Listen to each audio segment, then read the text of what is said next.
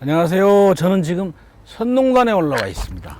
이 선농단은 조선 태종 때 만든 그 재단인데, 농경사회였던 그 조선이 그 하늘의 제사를 지내기 위해서 만든 재단입니다. 농사의 신인 신농 씨와 곡식의 신인 후직 씨에게 제사를 지내면서 풍년을 기원하는, 또는 그 비가 오지 않을 때는 기우제를 지내기도 했던 그런 그 재단입니다. 한양 땅 사대문 밖에 가장 지기가 좋은 땅으로 골라서 그곳에 재단을 만들었습니다. 제가 오늘 이 선농단에 올라온 이유는 썰은 가라, 썰들 꼼짝마, 이런 그 컨셉으로 이 하늘의 제사를 지냈던 이 숭엄한 이 땅에서, 이 재단 앞에서 보이차에 관련된 근거 없는 이야기들, 썰들, 이것들을 다 집으로 돌려보낼 그런 마음으로 이 앞에 섰습니다. 지난 시간에 썰의 그 향에 관한 썰 중에서 가장 대표적인 것 장향과 그리고 연향에 대해서 언급을 했습니다. 오늘은 또 그 중에 대표적인 것도 하나인 난향에 대해서 언급을 해볼까 합니다. 난향하면 떠오르는 것이 운남성 따리입니다. 따리는 풍화설월의 고장이라고 보통 표현을 합니다. 하관에 부는 바람, 풍, 그리고 상관에 핀 꽃, 화, 창산에 덮여있는 눈, 그리고 어라이 호수에 비친 달, 풍화설월의 고장이라고 얘기하는데, 자연이 가지고 있는 풍요로움과 그 아름다움을 이 네 개의 그 한자에 담아서 표현을 합니다. 얼마나 매력적이고 그리고 풍요로운 그 땅인지를 눈치챌 수 있게 만들어줍니다. 그 중에 지금 그 아까 언급했던 풍화설월 중에 월, 얼하이 호수는 따리의 북서쪽에 있는 호수인데 남북으로 약 43km, 엄청난 길이죠. 그리고 동서로 약 8km에 해당되는 담소호입니다. 근데 문제는 뭐냐면, 제가 이 얘기를 왜 하냐면, 얼하이 호수의 아래쪽에 하관진이라고 하는 곳이 있습니다. 하관이라고 하는 게 지명이. 그래서 그 하관에가 하관 차창이라고 한, 당시 구형 제2차창이었던 하관 차창이 자리 잡고 있죠. 그래서 이제 이 난향이라고 하는 썰과 하관 차창이 밀접한 관련을 가지고 있기 때문에 그 얘기를 제가 좀 해드린 겁니다. 그리고 저기 그 창산 운남성 따리에 있는 창산은 히말라야 산맥의 맨 끝자락으로서 최고봉이 약 4122m라고 합니다. 그 창산에는 야생 난초가 아주 유명합니다. 그래서 야생 난초가 개화할 때쯤이면 국내외 우리나라의 난초 애호가들도 굉장히 그곳에 많이 찾아가지고 야생 난초를 채취하는데 아주 장관을 이룹니다.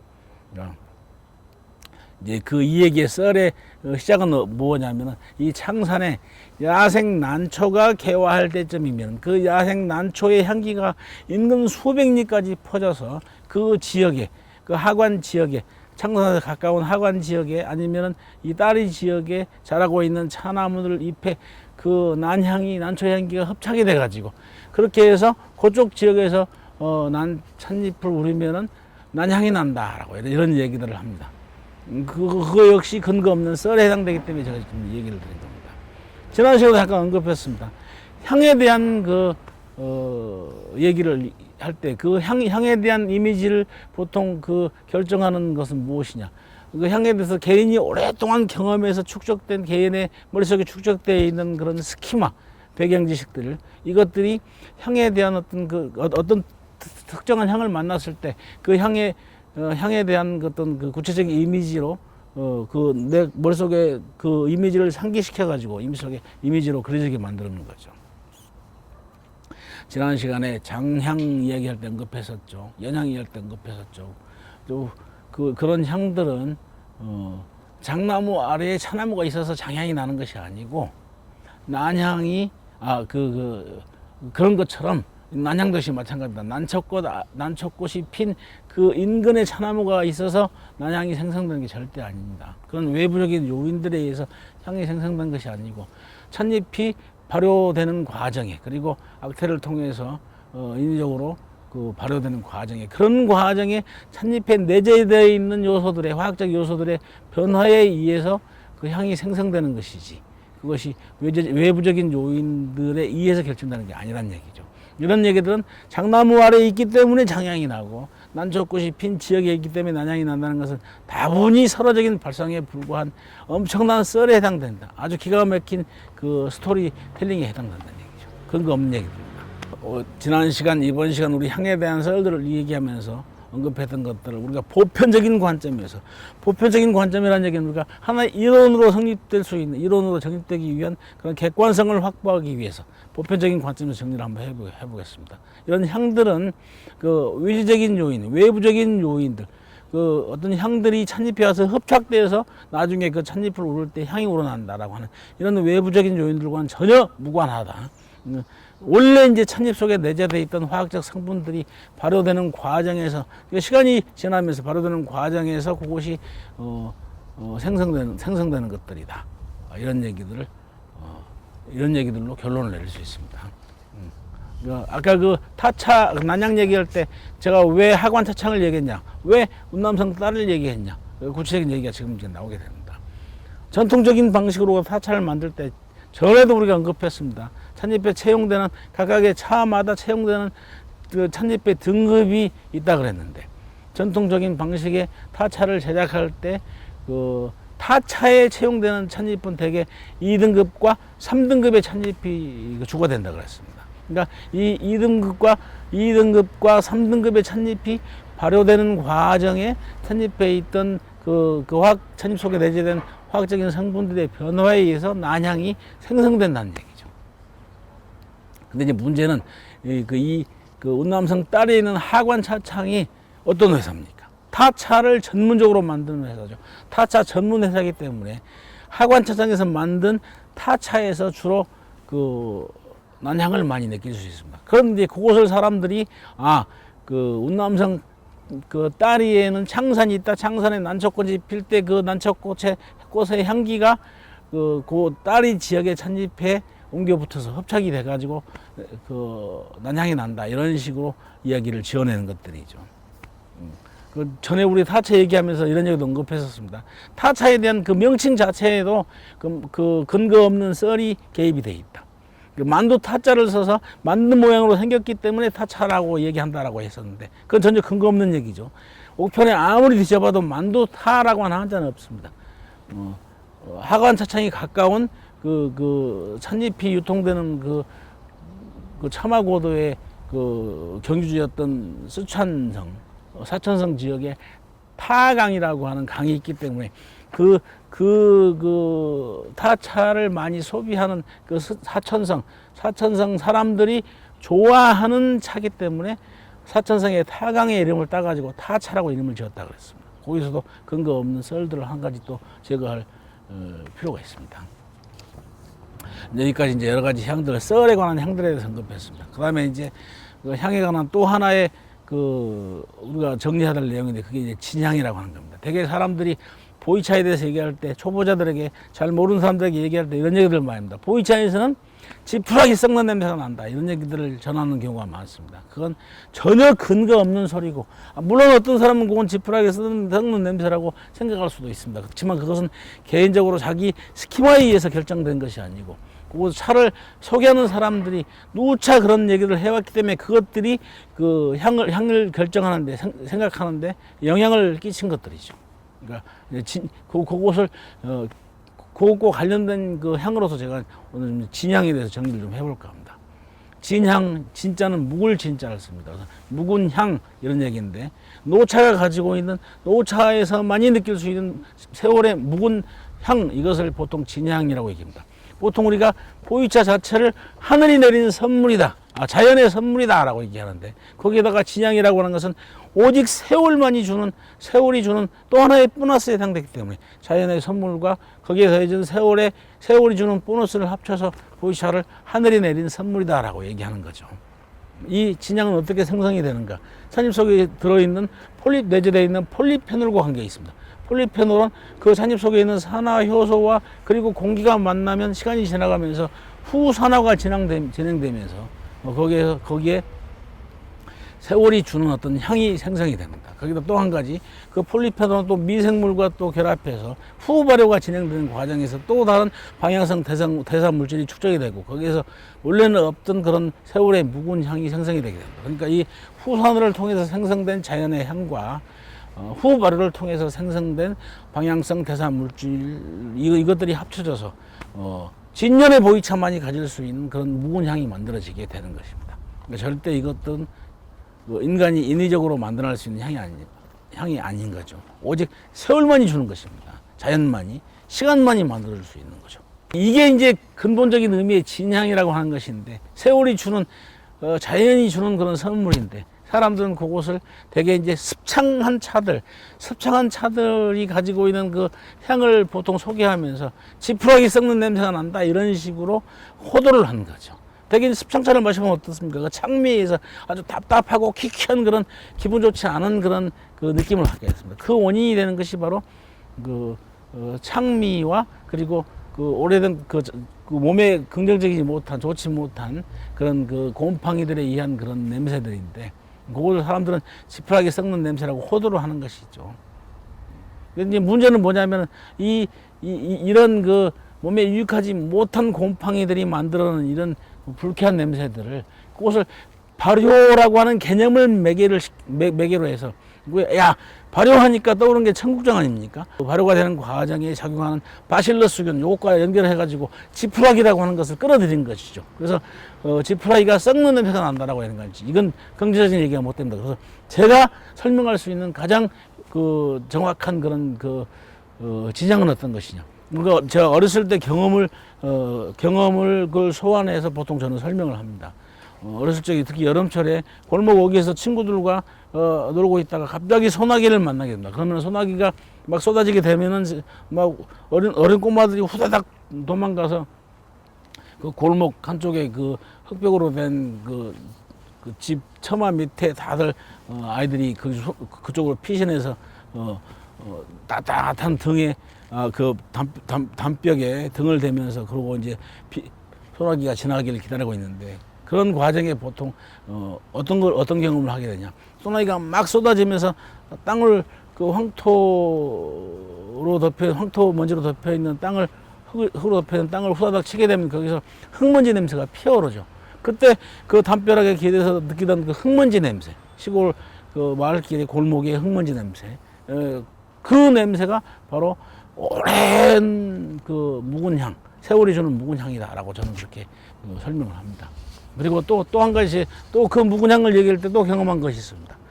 친구들과 되게 그 술래잡기 할 때, 숨바꼭질 할 때, 술래가 돼서 돌과 흙으로 만든 그 흙담에 그 눈을 가리고 무궁화 꽃이 피었습니다, 술래가 되어서 그 무궁화 꽃이 피었습니다 하는 그 시간 동안 그 코에 그 스며들어오는 냄새, 그러니까 오랜 그 황토 흙이 오랜 시간이 지나가면서 세월에 의해서 변화가 되가는 냄새, 그런 것들이 지푸라기 썩는 냄새는 근본적으로 다른 그런 차원의 진향에 해당된다.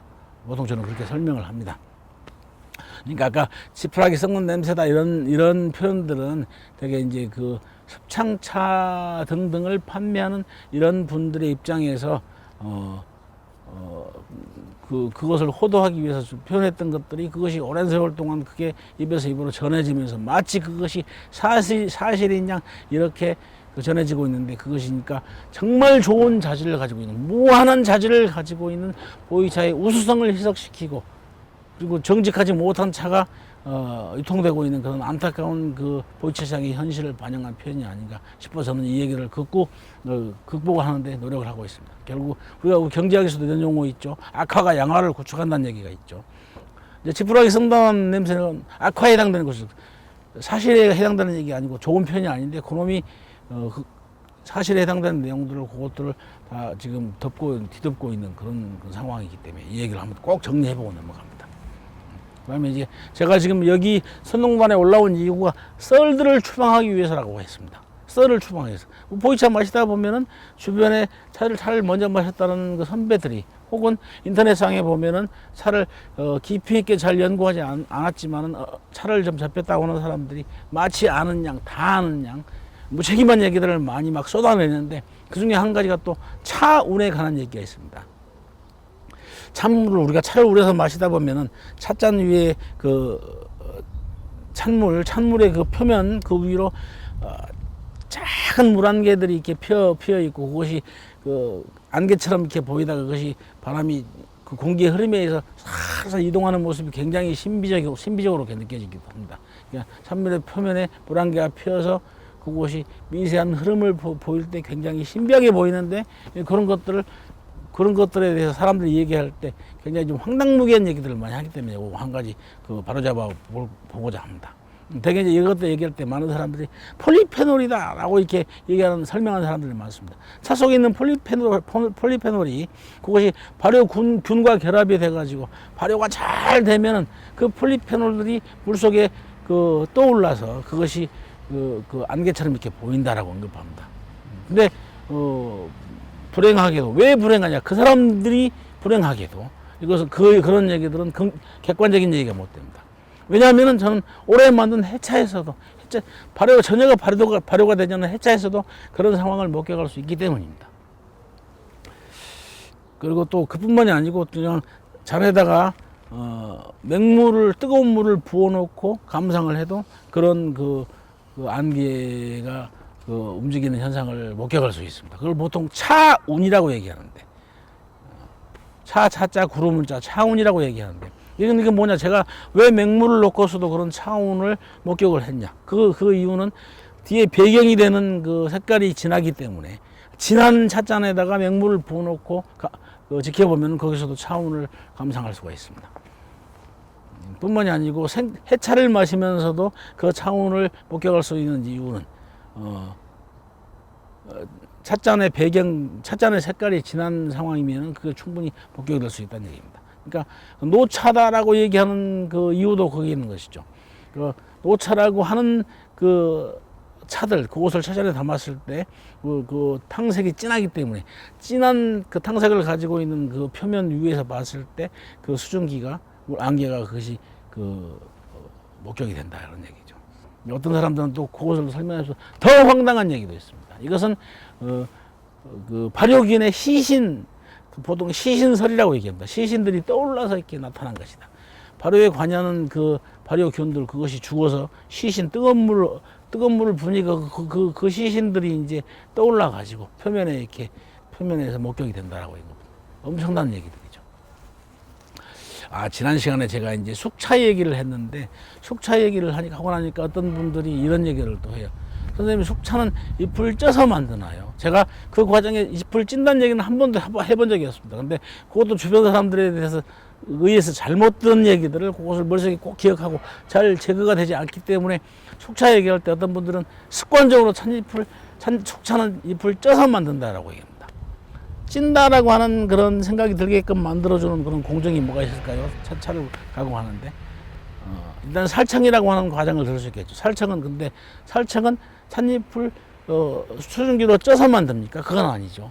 그 솥에 찻잎을 덮어서 그 온도에 의해서 찻잎 속에 들어있는 산화효소를 변성시키는 과정이다. 차를 찌는 것과 전혀 관계가 없다. 그렇다면 보통 사람들이 숙차는 찻잎을 쪄서 만든다라고 할 때 찐다라고 하는 생각이 들게 만들어진 요소가 그 공정이 또 하나가 있을 수 있습니다. 증합 성형 과정이죠. 증합. 수증기물을 쏘여서 찻잎에다가 딱딱한 그런 모차에다가 수분을 공급해서 견합이 좋게 만드는 것인데 이 과정을 찐다라고 오해하고 있는 거죠, 사람들이. 그건 찌는 것이 아니고 단지 수분만 공급하는 것이죠.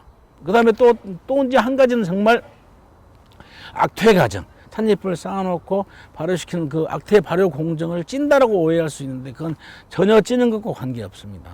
단순한 발효 공정에 해당하는 겁니다. 그러니까 사람들이 그 언급하는 얘기들 가운데 이렇게 그 황당무계한 얘기들, 근거 없는 얘기들이 너무 시중에 많기 때문에 보이지 않는 그래서 재밌는 것이고 그거 하나하나를 제대로 올바르게 바로잡고 그것을 제거해 나가는 과정이 마치 그 비무장지대에서 들어가서 이렇게 지뢰를 제거하는 것처럼 굉장히 즐거운 과정이 될 수도 있습니다. 재밌는 얘기를 할 수 있습니다. 지난번에 내가 억저풍어 얘기했더니 어떤 분이 또 선생님 저도 이런 것도 있어요 하면서 저한테 사진 보내는데 홍태창이라고 하는 이름을 가지고 있는 또 그런 유형의 차를 제가 또 제보를 받아서 목격한 적이 있습니다. 그 차들 역시 마찬가지로 숙차를 가죽 포장을 해서 그런 차들이 오래된 차다라고 시중에 유통하고 있는데 그 차 역시 까보면은 안에 숙차가 들어있다는 얘기죠. 기억하고 계시죠? 숙차가 만들어진 연대가 처음 개발이 된 연도가 언제입니까?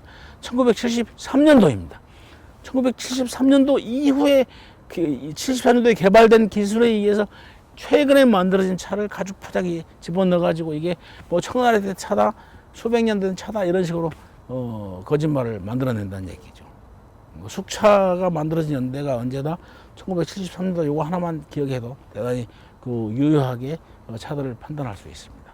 오늘 이 선농단에 올라온 이유 여러분 다시 한번 상기해 주십시오. 제가 여기 올라온 이유는 여기는 하늘의 제사를 지내는 것이고 추후의 거짓말도 용납이 되지 않는 곳입니다. 임금이 해령마다 직접 나와가지고 여기서 농사를 지내면서 여기서 직접 하늘의 제사를 지냅니다.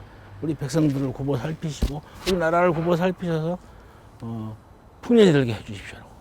배고프고 힘든 백성이 없게 만들어 주십시오라고 하늘의 제사를 지는 숭고한 그런 땅이기 때문에 여기 와서 제가 오늘 강의를 했습니다. 감사합니다. 좋은 차 많이 드시고 건강하십시오.